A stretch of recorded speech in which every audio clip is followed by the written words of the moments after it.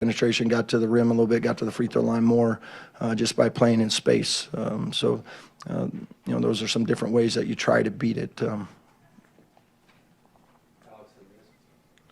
Obviously, hard to win when you give up 87 points and they make 13 threes. I mean, what did you see just in terms of the quality looks that they were getting from the three-point line? Was there any consistent theme in terms of how they were getting free for some of those looks?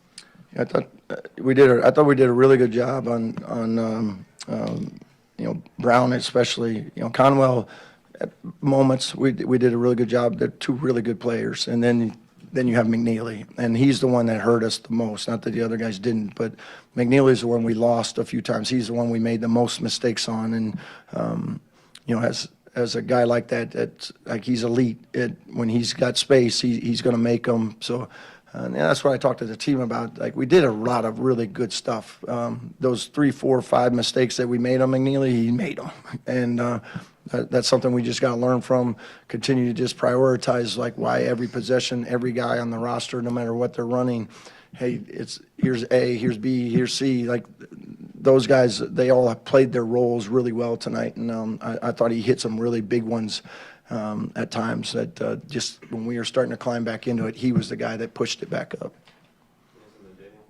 Yeah, with the fouls, I mean, Tatum only played 21 minutes over here, Darren, if you're looking for it. Tatum Conway only played, what I think was 21 minutes, only 8 in the first half, foul trouble, obviously. But how much does that change the complexion of a game when you guys kind of had continual kind of foul trouble and guys having to be careful, even if they don't come off the floor, just playing through it like Tucker? Yeah, I think for Tatum, I don't know if he ever got into the flow of the game. You got a couple fouls, had to come sit. We had to try to protect him the whole first half, and never really got into a good flow. And he is the one guy that we talked about with that pressure that has the ability to with his speed to be able to get downhill, get to the rim, get to the free throw line, make plays for others. So. That was unfortunate that he picked up those 2 quick early fouls. How do you feel like you guys handled responding after that loss on Wednesday? And were there any kind of signs or tells that maybe you guys weren't in a great headspace at all? No, I thought our approach today was great. I thought our guys, we competed really hard. We did. Were we perfect? No. But I got told the team before the game is like every night you line up, like you just leave it out there and give, everything you got for that 40 minutes as an individual and as a team. There'll be nights that that may not even be good enough. And I'm not saying there wasn't plenty of other things we could have gotten better at and corrected tonight, but we competed. Like, our guys played their tails off. They left it out there. I was proud of them from that standpoint.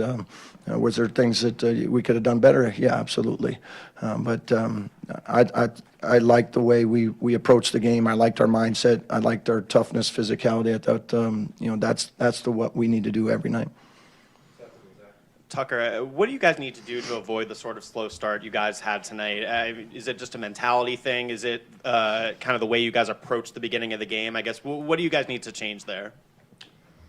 I mean, I thought, kind of like he said, they came out, ready to play. And to be honest, I thought we played really hard and a lot harder, but there's certain things execution-wise or, just really being dialed in on the defensive end. Like he kind of said, the defensive mistakes wasn't really a lack of effort or physicality. It was just, some of those mistakes we got to clean up. And then changing the beginning of the game could have changed a lot of things because I thought as we settled in, we played a lot better after that first kind of run from them. Coach, specifically, especially against a backcourt like this, what more are you looking for from your guards out there?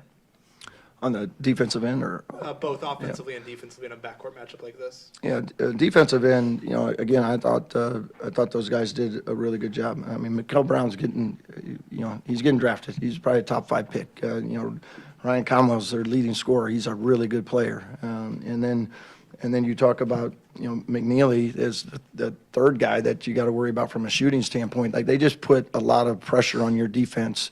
From a stretching you out, and also, hey, I got to be able to contain these 2 guys that can really take you off the bounce. So I thought our guards really fought,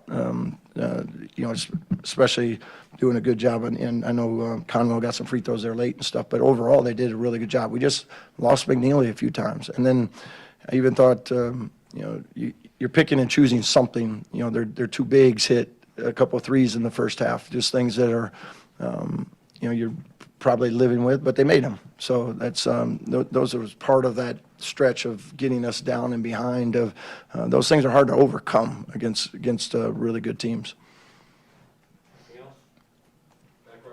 Coach, how about the spark you got from Dorn? He's done that now a couple of times. Is that something you think he could consistently do for you? Yeah, Nick's a really good shooter. He's starting to work his way back, doing some good things, starting to get more and more comfortable. He just hasn't practiced very long. He's been out there, 2.5 or 3 weeks, so he's starting to find his feel and his rhythm and things like that, and his game legs are starting to come. So I thought he did a really good job of staying with it there, and in the second half, was able to get free and give us at least a fighter's chance, with a couple minutes to go. You just never know what something can happen, but he at least kept us close enough to maybe it could have got really interesting. All right, thanks, guys. Thank you all.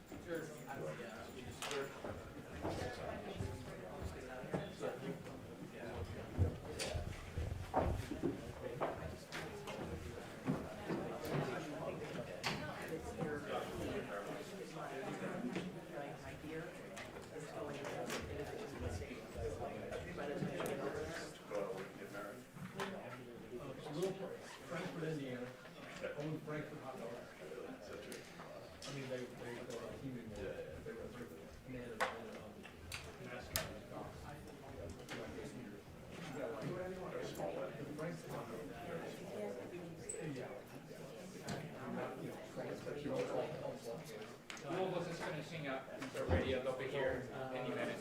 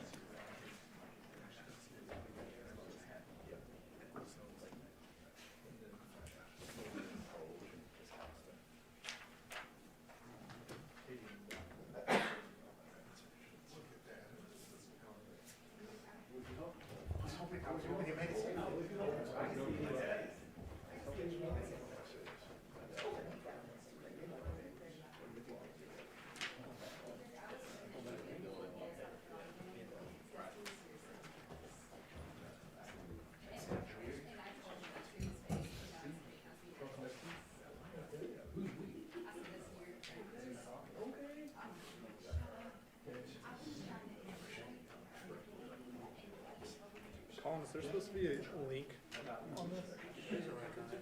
Oh, never mind, I didn't see it at first.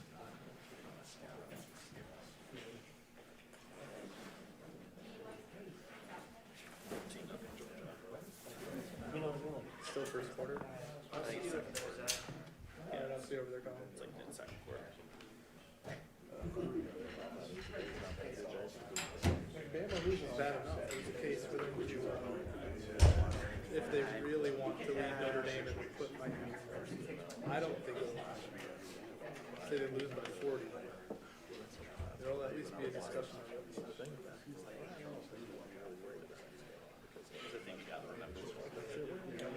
They are gonna make the bracket they want to make and find the justification for it there.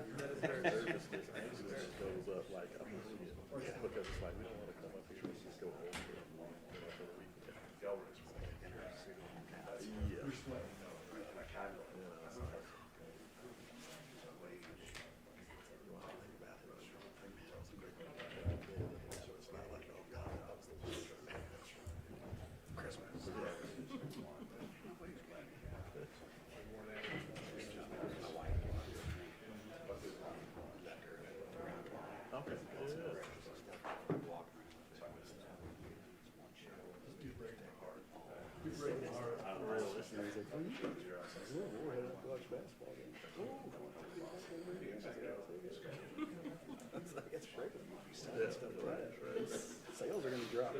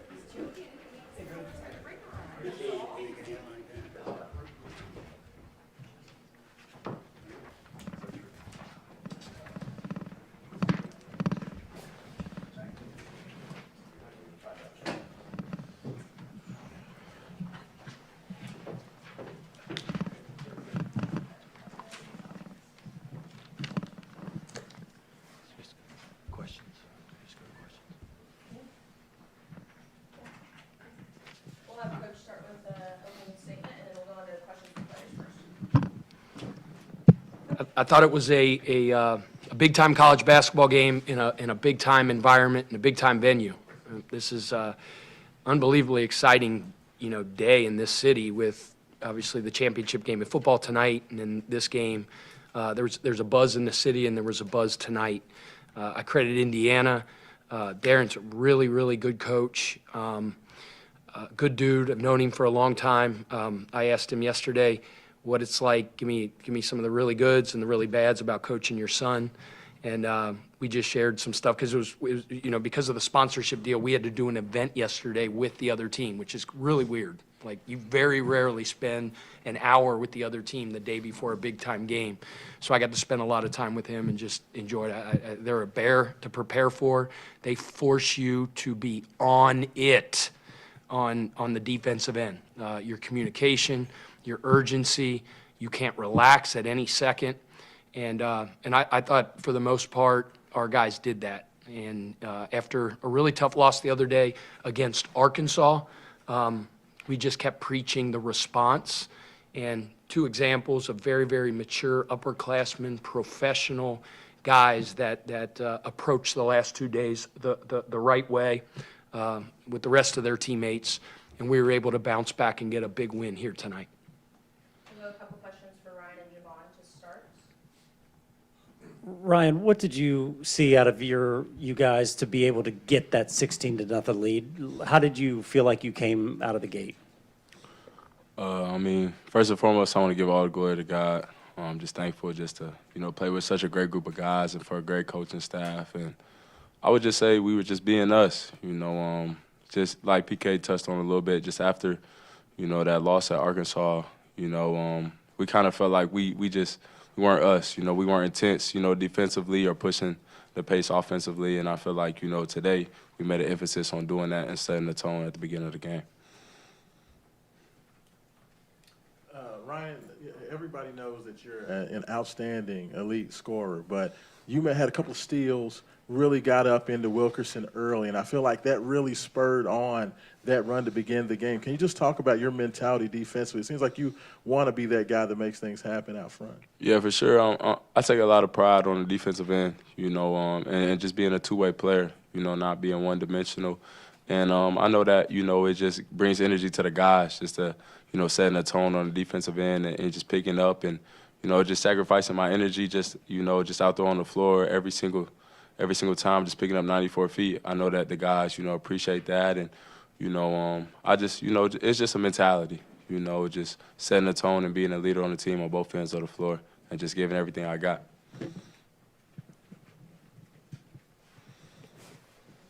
Javon, can you kind of take us through what you dealt with that concussion, and do you feel like this was your best game? I mean, you look like Javon Hadley out there. Yeah, just like Ryan said, I want to also give all the glory to God. Wouldn't be able to play the game that we love, with the same this group and this great coaching staff. Just with the concussion, it's a difficult thing to deal with, and it's a serious thing. And, trust me, with everything in me, I wanted to continue to play that next game. I had to sit out one. Trust me, I wanted to play that game. But, our elite, staff, Kate the Great, she just, said I had to stay out. And, that's what it was. I can't fight that too much. She's the big dog besides Coach Kelsey right here. So I had to listen to her. And, it's a tough thing. It's a lingering thing that just kind of, you have to deal with eventually. But obviously it's a serious thing. So just continuing to, stay the course and, just go out there and just try to be myself to the best of my abilities. Ryan, to come home, have this type of game in this arena in front of your hometown crowd, what was that like for you? It's just a blessing, just to be able to play just in my hometown, just Gamebridge is, a building I've came to a lot just to see a lot of different games and, just having the opportunity to play, just on this level, during this time, it's just all a blessing. I was just thankful just to, be here and just feel the love from my family. And, ultimately, I'm just thankful we got the win.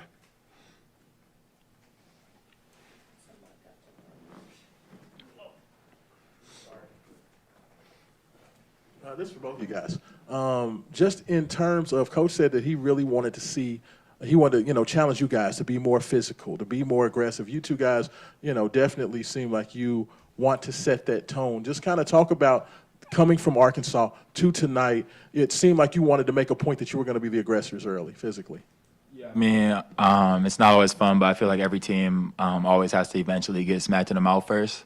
And, obviously we experienced that at Arkansas. They were the more physical team, the aggressor. And, we talked about that all week. And, we can't let that happen. It sets the tone for the game. And, I think we did a really good job as a team, our deep team. Today, everybody, I don't know how many guys that we played today, but, everybody that came in made an impact. But that's got to be something that we continue to do each and every single game. That's very important. We have to start taking our matchups personal. It's just you can't do anything besides go out there and try to be the aggressor. And you have to be in college basketball, especially when you play good teams like Indiana. Yeah, for you, Javon, just what are the challenges of guarding 12 for them? It seems like that was the guy you started on tonight. He was still able to get 26 points, but he did so on a 5 for 14 shooting. Could you just talk about what went into your kind of a plan to guard him and try to slow him down tonight? Yeah, we remember him a lot from last year when we played him in the Bahamas when he was at West Virginia. Really elite player, really elite shooter. Give him a lot of credit for what he continues to do on the offensive end every single game, and he's a really good offensive player. But just kind of like I touched on a little bit ago, just being physical, being the aggressor. You have to send a message, and I think that a lot of our guys that also switched on to him tonight did a really good job of being the aggressors, getting up into him, trying to take away his shot to the best of your ability. But he still gets it off sometimes. There was one time, I'm gonna beat myself up about it for the rest of the week. It was a close game or whatever the score was, and he slipped my eyesight, went to the corner. We call it no matrix, and I definitely matrix on that one. He hit a three, and I feel that one still. Guys, I thought this was like a really big answer game where every time they started to kind of feel like they had a little momentum, somebody make a shot. Javon, you had a couple. Ryan, you had some. Isaac had some huge ones. What goes into that? I mean, shots don't always go in, but tonight there was an answer almost every time. I mean, just all the time, every day PK preaches clapbacks, while the other team celebrating, their basket and the crowd's going, we coming right back, and we get our own bucket. So no matter what they're doing, we coming right back at them for sure. Yeah, just continuing to put in the work each and every single day, 300, 100. Coach and the staff always talk about it. 300 threes, 100 free throws. Just continuing to put in the work. It's going to show. Obviously, you're not going to have a good offensive night every single night. People are going to bash you if you have a bad offensive night. They're going to praise you if you have a really good one. Just continuing to stay in the gym. Just continuing to be yourself. And we have a really deep roster, and it can be anybody's night. Any given game. Thank you, Javon and Ryan. You all can. Thank you. Thank you, guys. Coach Kelsey. Good job, fellas. Deserve.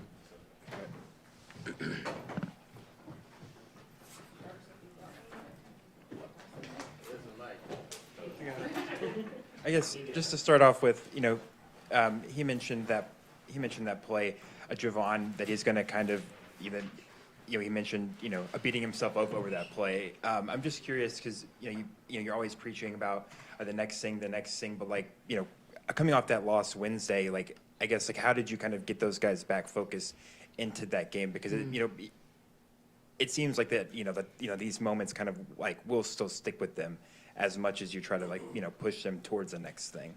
I mean, it helps that we have a extremely disciplined, veteran, mature team, right? And if we didn't have that, getting this thing turned around in a short amount of time after getting our butts kicked at Arkansas would have been a lot more difficult. People talk all the time about player-led, coach-led. You've heard that all the time. People say it all the time. But I mean, you see the caliber of maturity and leadership we have, and that's just two of them. That locker room's that way. So, as a coach, Kenny Rogers, the old Kenny Rogers song used to say, Coach, you got to know when to hold them and when to fold them. There's times you gotta ramp it up a little bit. And coming out of that deal the other night, politically correct way is we had to have some aggressive counseling, if you know what I mean. I've said that before, but the guys responded. From moment one, I thought Ryan really set the tone. You talk about his 21 points and all that stuff. At the point of attack early in the game, his bite on the ball set the tone.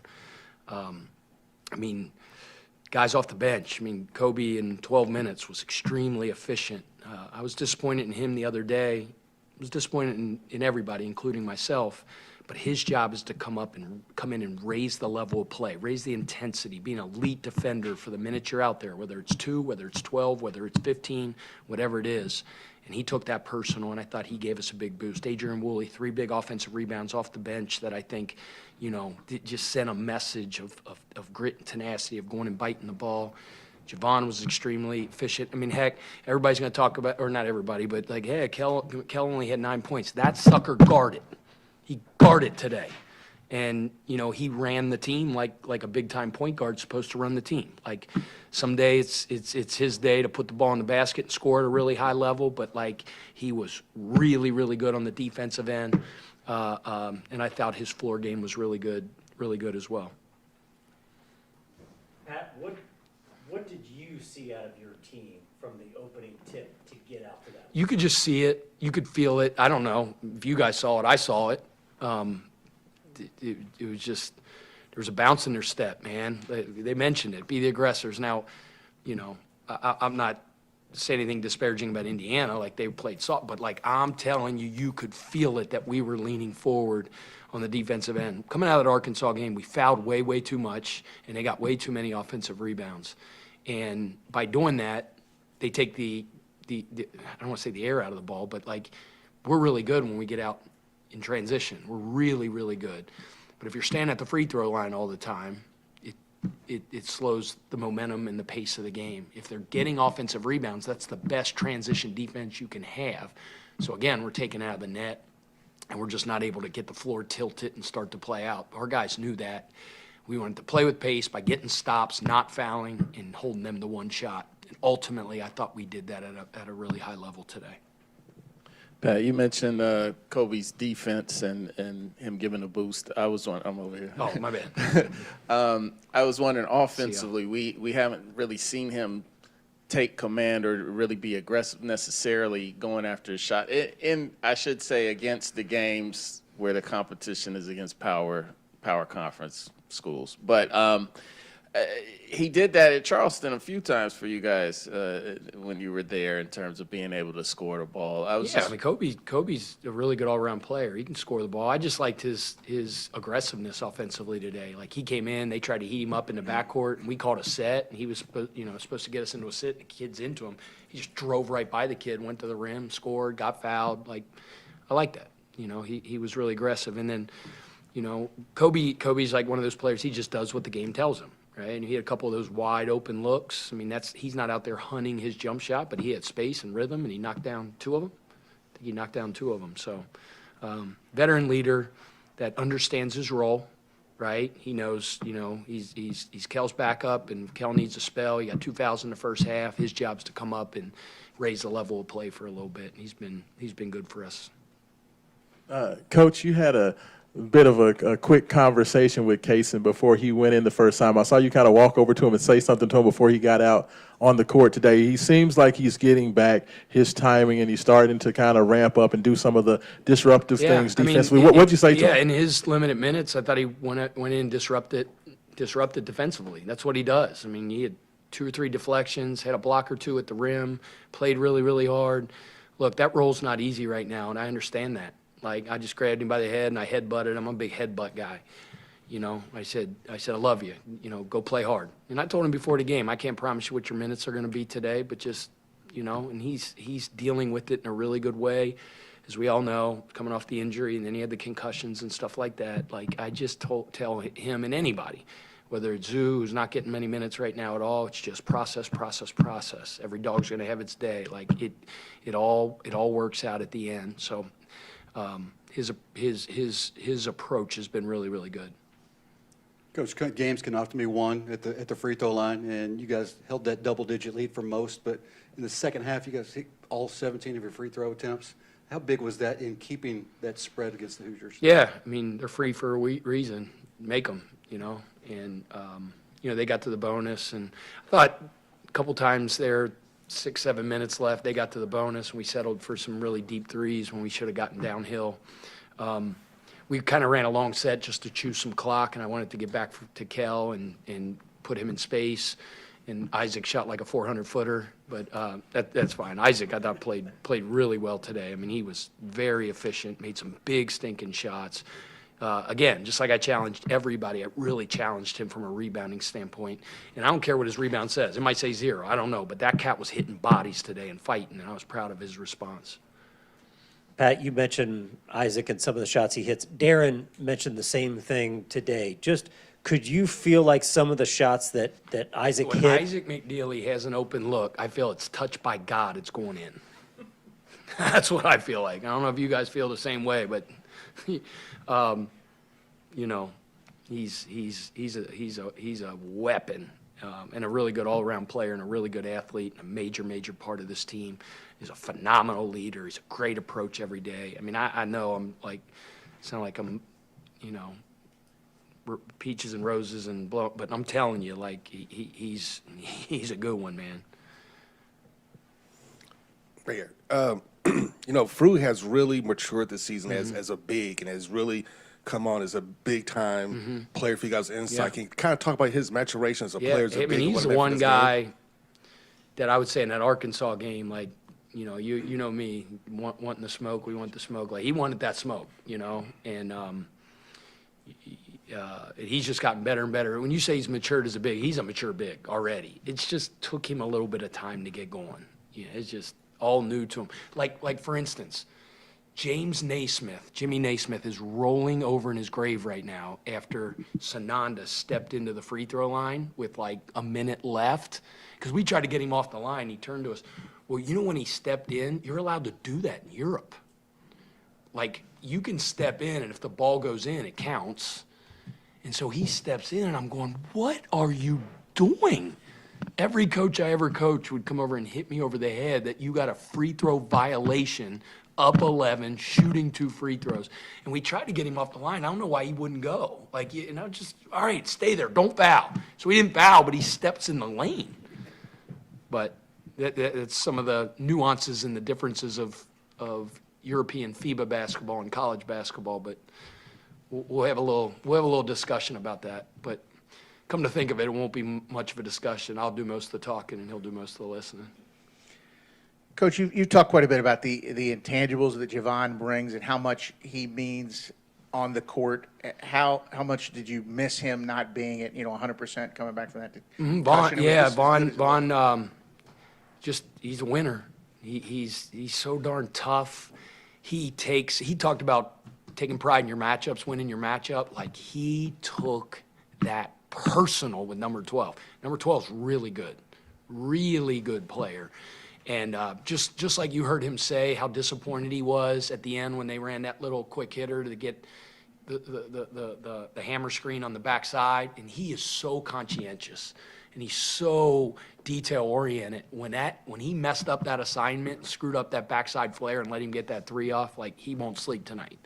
And that's how Vaughn is. He just sets the tone with his seriousness of purpose every day and his preparation. He's a pro, and how he takes care of his body and all that stuff. He's a winner. Pat, I'm sure you had confidence that your team would bounce back from adversity, but to see them actually do it in the way they came out in the first half, what does that tell you about your team? Yeah, we're a mature team. They responded the way I thought they would. You know, we had practice here at 4:30 yesterday, and it was later in the day, and we had an early game today, and we got freaking after it.